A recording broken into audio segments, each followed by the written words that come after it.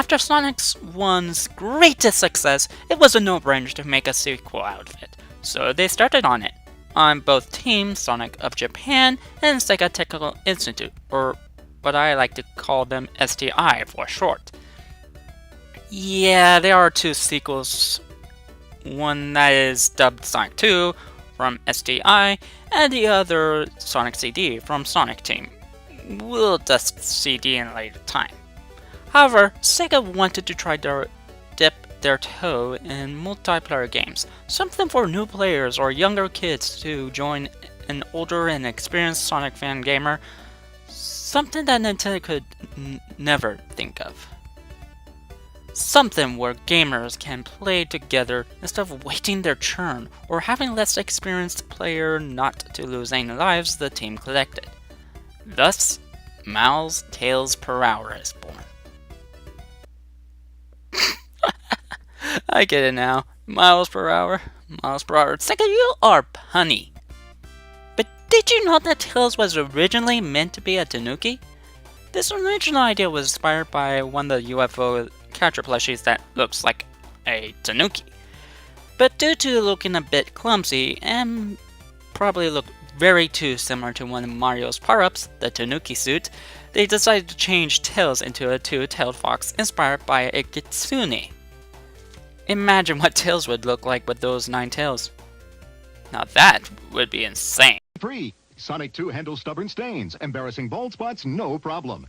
It even slices and dices, makes thousands of julienne fries. But wait, you can play it too. This free Sonic 2 is a $54.99 value. You get 2 Sonics for the price of 1. Sonic 2 fits easily into any tackle box. Made from a space-age polymer plastic for years of family fun. And pets love it too. Buy the Sega Genesis that comes with Sonic 1 and get Sonic 2 free. Act now. Wiener Dog Sweater sold separate. This game was released on Sega Genesis on November 24th, 1992, which they dubbed it a Sonic Tuesday. Okay, I admit that one's jumping the shark. It was again a massive hit, not only improving the previous game, but also expanding on the Sonic series as well, with new ideas, new enemies, new places to run and see. It was so close going over Sonic 1's record.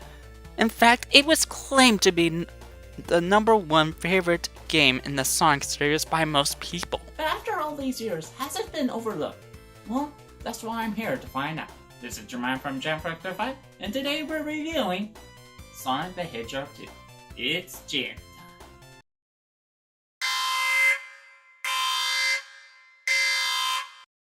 After Eggman's defeat, Sonic decided to go to West Side Island in his tornado. Yeah, you thought that was Tails' plane? Honestly, I can't blame you. Anyways, Sonic is just chilling there until he meets the two-tailed fox himself. Now at first, Sonic did not want to hang around with the two-tailed fox, but after seeing him able to catch up to Sonic, they became fast best friends. However, Sonic's vacation ended on a short turn as Eggman began his evil schemes yet again. This time to find the mystical gem that was sealed in West Side Island, the 7th Chaos Emerald. Eggman plans to achieve his dream goal of taking over the world. Only this time, Eggman wants to use the Chaos Emeralds to power up his most deadliest machine ever known to man, the Death Egg. I find your lack of creativity disturbing. So, it's up to Sonic and Tails to venture across the island, save the animal friends again, stop Eggman once more, and save the world from disaster. Since I talked about the controls in Sonic 1, nothing really changed that much. Sonic is, well, still Sonic. Run and jump and roll. However, they added 2 new mechanics to the game itself. Sonic's new and improved Spin Dash and Tails. We'll come back to him later. This is where the Spin Dash is created. All you have to do is just press down, press the jump buttons multiple times to build up your speed, and once you let it go, you will blast through in Sonic speed. No more running back and forth, just rev up and see him blasting by. Not to mention all the levels felt it was meant to be Sonic alone. No more flat terrains, no more facing one-kill spikes, it's just smooth sailing with loopy loops and corkscrews, and I love it. Well, except for one zone. Like before, Sonic 2 felt like a driver test, only this time instead of strict teacher where it is a do or die, this one felt bigger on Sonic's level scale and all felt so fluent. Green Hill's twin brother, Emerald Hill, is a tutorial level of Sonic 2, introduced you to bigger branching pathways. Chemical Plant is Wet Marble Zone's method of patience and skillful platforming. Only this time added in speed method into the equation as 1,000 times better in my opinion. Aquatic Ruin takes Slapper Zone's underwater punishment, only this time it is far better. You don't need to be in the water at all, as it's more of a punishment for players who are unskillful of platforming in the Sonic game.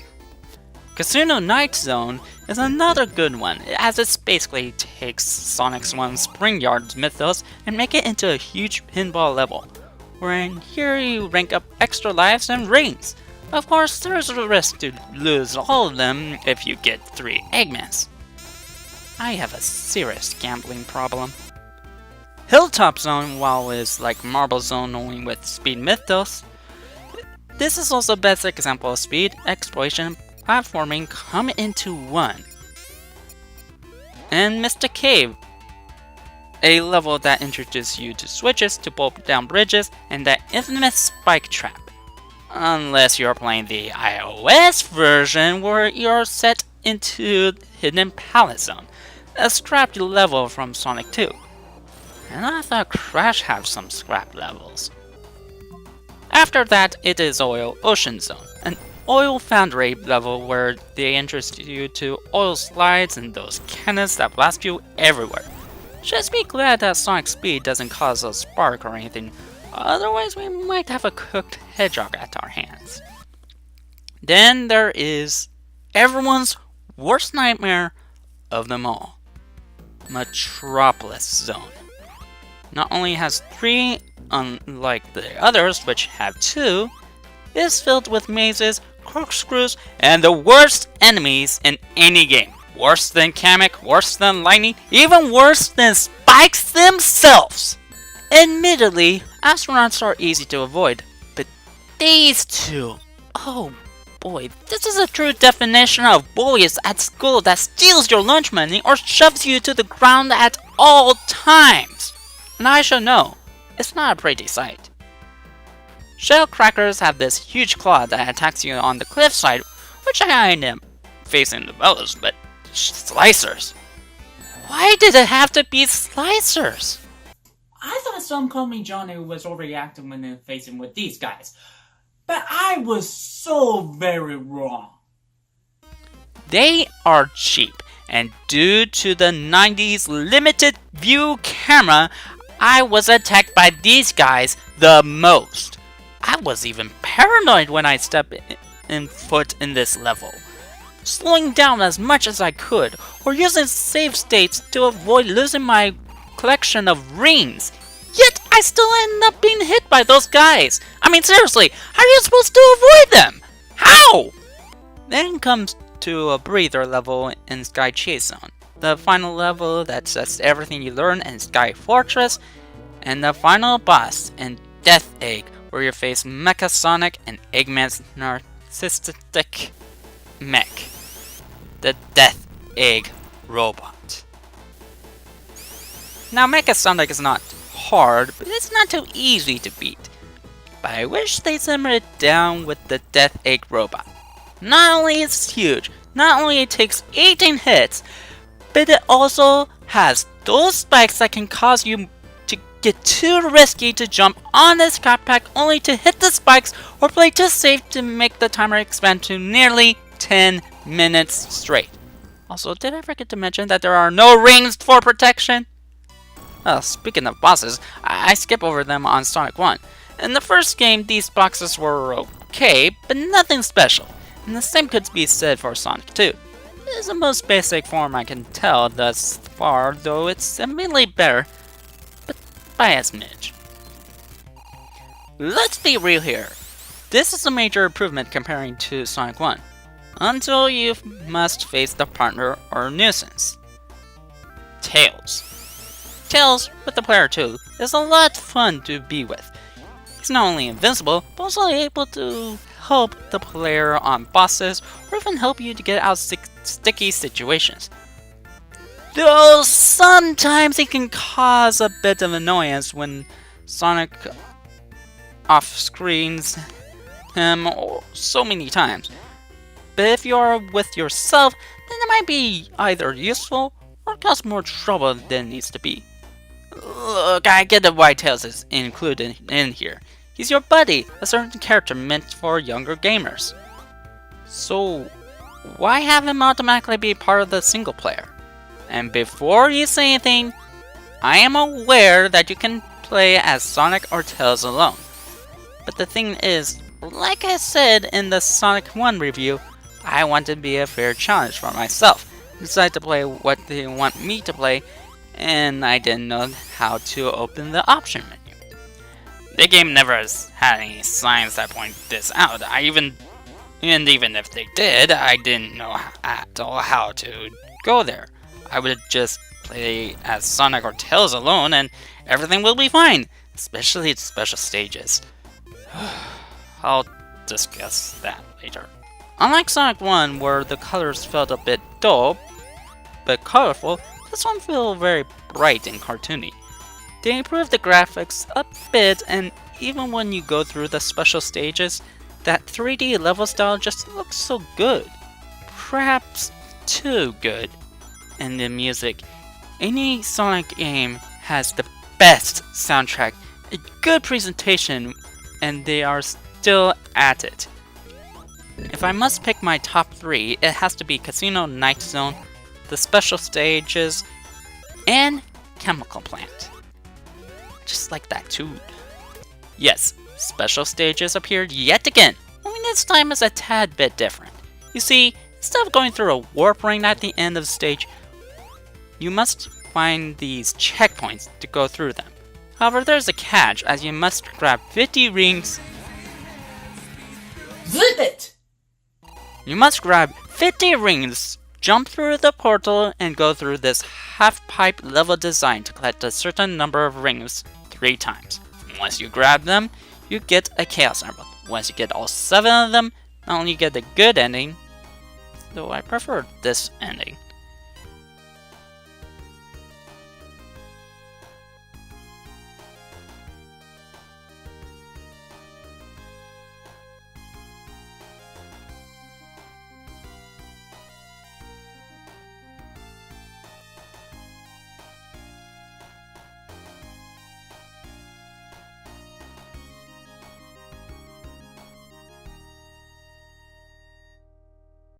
You also transformed into Super Sonic. Vegeta, what does the scouter say about his power level? It's over 9,000! What, 9,000? Sorry, couldn't resist. Just grab 50 rings, jump in the air, and you will transform into the super golden invincible speedy Sonic himself. Just make sure you don't transform into Super Sonic in levels that include small platforms. Looking at you, Wing Fortress. Unfortunately, there is one catch. You see, Super Sonic runs on rings. If your ring counter reaches to 0, he'll be transformed back into normal Sonic himself. I seriously wish there was a way not to transform into Super Sonic by accident. Maybe like double tapping the jump button, or maybe using a different button to transform into Super Sonic. I mean, you do have 3 different buttons on the controller, so why not use this as your own opportunity? I don't know, maybe it's just me. Unlike Sonic 1, they've given you so many chances to get the Chaos Emeralds, even before reaching the final boss. In fact, you can get all 7 of them in Emerald Hill Zone. However, there are 2 problems with this. Tails and trying to get into one of them. Now, getting 15 rings isn't hard per se, but trying to get into the special stage, especially when you are going so fast, is a different situation. You only have a second open window. After that, you must find another one. Once you get a Chaos Emerald, you will lose all the rings you collected. I get it that they don't want you to get them that easily, but what if I want to get an extra life, or avoid certain attack by a certain bandit? And Tails. Okay, again, I know Tails is meant to be for a player 2, or a younger sibling to play as that has never touched a Sonic game before, like a Luma or a Invincible Partner. But when there isn't a player 2, that's where the trouble begins to grow. Sure, he can help you in certain situations, like freeing you from the clutches of a badniks, or able to grab rings, even destroy enemies if you're just a bit off. But he can cause more issues for you as well whenever it's by a simple platform that activates by standing on it, or losing your chance of getting the Chaos Emerald by whatever needs. Not only it doubles the number of rings, but also he can easily lose all your rings if by any chance he gets hit by one by jumping the second off. So those bombs you keep jumping over, high chances he might hit them and make you lose all the rings he collected, thus making you lose the chance of getting the Chaos Emerald at the end. If I was playing as Sonic, and only Sonic alone, or maybe as Tails and Tails alone, I may have an easier time. But no, I had to do things the hard way, and use save slots to get them all. Sure, I could just use cheat codes to get Super Sonic, but I rather wanted to challenge myself instead of taking the easy way out. What's the point of a challenge if you can't cheat to win? And then there's a multiplayer, which we really don't talk much about it due to so much screen crunch, and it's just a race to the finish or completing who can collect the most rings. It's nothing special, but it's the thought that counts. Sonic 2 is better than Sonic 1, no doubt about that. However, the next game, Sonic 3 and Knuckles, surpasses the original and beyond, proclaiming to be the best 2D Sonic game on the Genesis thus far. It improved on what Sonic 1 lacked, and made everything well balanced. If I have one recommendation on which version of the game, I recommend the Android or iOS version. The collection is fine and all, but with a save feature and widescreen, and as well as Tails' ability to fly from his ability in Sonic 3 and Knuckles, I think it's the best bet. Or if you just want to play the original, I recommend the collection version, like on the Sonic Ultimate Genesis collection or the Sonic Gems collection. It's your choice. I can't think of anything else to say about the game. Go ahead and try it out for yourself. It's a really good game, and I recommend anyone to play it.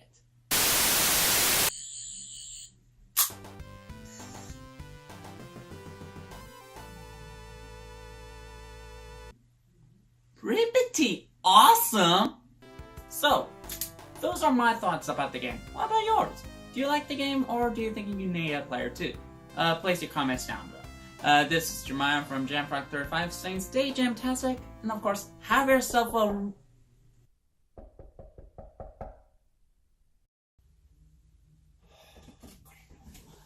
And there's gonna be a glitch behind that door!